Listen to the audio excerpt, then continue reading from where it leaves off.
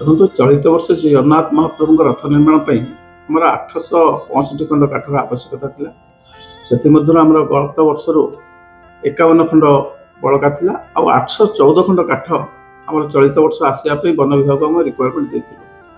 समस्त काठ अक्षय तृतीया पूर्व पहुँचापी आम जनइलु, किंतु वर्तमान आज सुधा आमर 531 खंड काठ आसी सारा। अवशिष्ट काठ पर्यायक्रमे आसी दिने 2 दिन भितर रथखला पहुँचा। आज 32 गोटी काठ असन और धौरा 40 फुटर अक्ष और दंडा आसी सारा। काठर कौन असुविधा नहीं। बर्तमान सुधा आम काठ ठीक भाव में आसी पहुँची गलानी।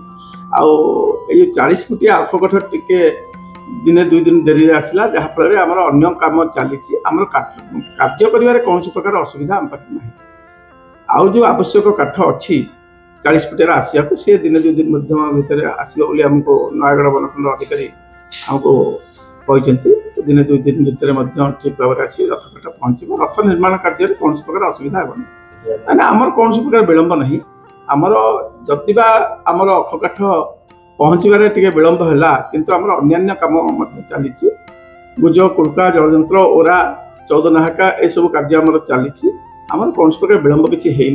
आमर वर्तमान चक कार्य आज शेष होपर अक्ष पड़ो और अक्ष कार्य निर्माण हम ठीक भाव में कार्य चल। समस्ते ए संपर्क अवगत अच्छा। मुख्य प्रशासक महोदय आरंभ कर समस्त वनखंड अधिकारी ए बाबद अवगत अच्छा। समस्ते संपूर्ण चेष्टा करमती महाप्रभु रथकार ठीक समय आसी पहुँचो और निर्माण कार्य सुरुखुर।